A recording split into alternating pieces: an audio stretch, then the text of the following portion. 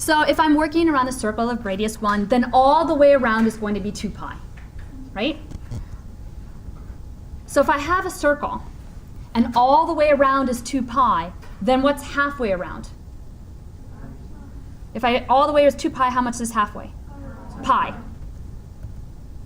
So if I rotate it around and I said, okay, I'm going to move from counterclockwise starting from here, and I know that all the way around is 2 pi because I just did that experiment in class, that's when you start to believe it, right? You actually, I'm named for actually St. Thomas, by the way. I have to see to believe. So I got to see it to believe. All the Catholics know what I'm talking about here. So halfway around is pi, and that's why that angle is pi. Well, if I wanted to go halfway from here to here, how much is halfway from here to here? If halfway is pi, how much would be half of that? Half pi, right? Pi over 2. And that's why the top angle is pi over 2. What's halfway in that semi-section? If it's pi over 2 to get from there to there, what would it be halfway through? Pi over 4. Half of pi. Half of pi over 2, which is pi over 4.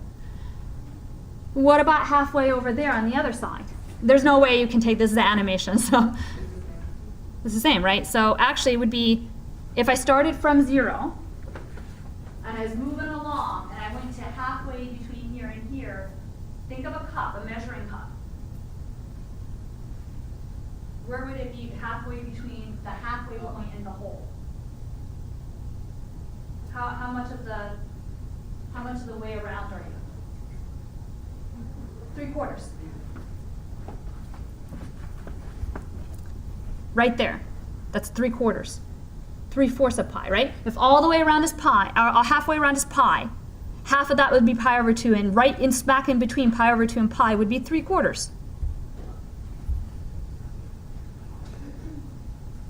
Somebody decided to say, okay, we need a fine cut up of this circle. So I'm going to put in a third, 6 and a third. I'm going to break it up into thirds. So if I do that, that's a 6.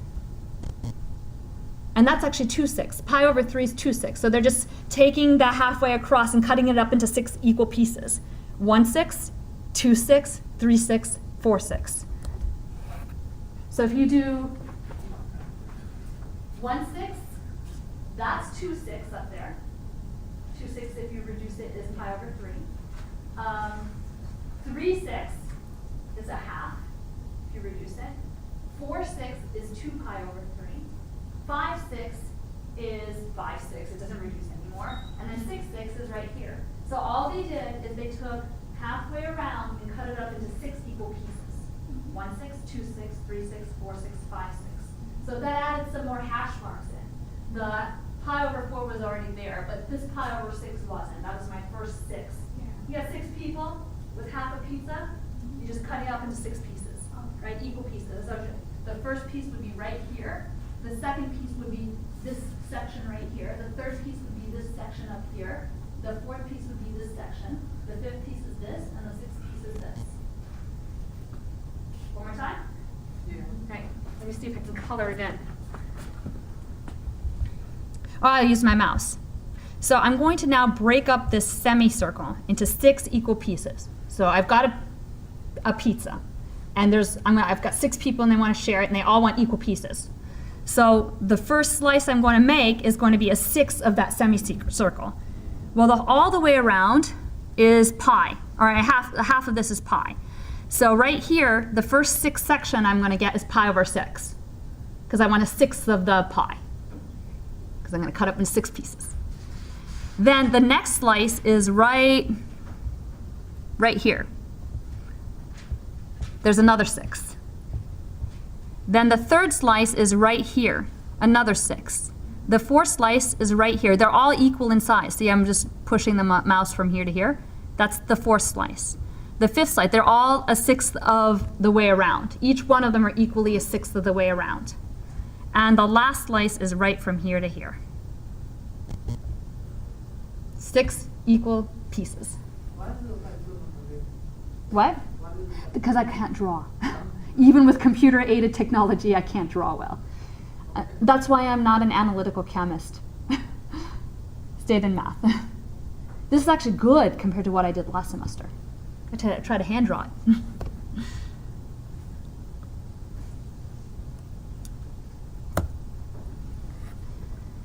All right, now for the rest of all those angles. So I'm sure everybody's seen the unit circle before. I'm not sure how you've been shown it. Maybe you were told to memorize it. I'm trying to give you the mechanics of why it is what it is. We didn't, last semester when we did this, we actually started out by just memorizing it, but then I realized people wanted to know why is it cut up this way? Why do I have to memorize it? I'm not going to really be able to memorize this over and over and over again. So we decided to figure out why it's cut up in the way it is cut up. So this is what I have so far. I've just cut up half of this semicircle up here into equal 6 pieces. That's all I did. And then I also have this 1/4 and 3/4 right in there too. It's like a measuring cup, and I'm putting the important hash marks on that measuring cup. That's all it is so far. Now, if I move forward, we've got a lot of other angles. The rest of it's actually pretty easy. If you go directly across from pi over 3, it turns out that this angle is 4 pi over 3. And the way you get that is you take the denominator of what was across from it, which was a 3, the numerator, which was a 1 times pi, and you take the 1 and the 3 and add them to get the new numerator. I'm going to show you in a second why that works. It's really cool. But it works for all the rest of the angles. You go directly across and do this little trick. Holding up.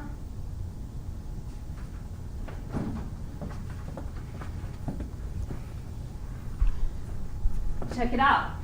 So if I know this 3 pi over 4, I just cut it up that way. I go directly across from it. 3 plus 4 is 7. That's my new numerator. Denominator stays the same. Pick another one. Pi over 4. Go directly across.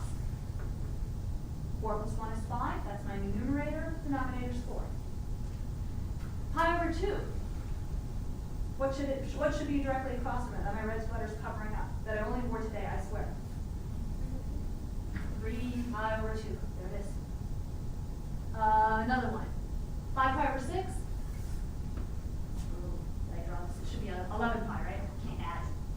So I'm going to change that. It's 11 pi over.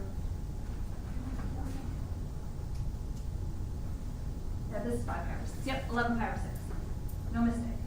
I just didn't write the 5 pi low enough. So 5 plus 6 is 11. The denominator stays the same. So that's how you get all the rest of it. So you really only have to worry about the measuring cup up to pi. And then you can get all the other angles by directly going across in the way that I've just shown you. And that is the most informal explanation of how to get those other angles. But everybody seems to always understand that part, even though I don't have notation to explain it. Okay, so why does that work? So that's the whole setup of angles for the unit circle. You have to know this. And it will be the #1 question on every quiz and test for the rest of the semester. You got to know the unit circle. So why did that trick work? Well, let's say I'm looking right across from pi over 3. How much am I adding to pi over 3 to get to this place? How much is a semicircle? 180 degrees, which is really pi, right? So I'm adding pi to this. If you add pi to pi over 3, I'm just rotating pi from there to there. And I get a common denominator. If I take pi and add it to pi over 3, I get a common denominator, make the denominators the same. I'm really just getting 3 plus 1, which is 4. So that's why that trick works, because I'm really, when I'm looking directly across, I'm just rotating by pi, and I'm doing an addition. No one has time to think of that. It's just directly across, just add the numerator and denominator, and that's your new numerator. Easy as that. Easy as pie.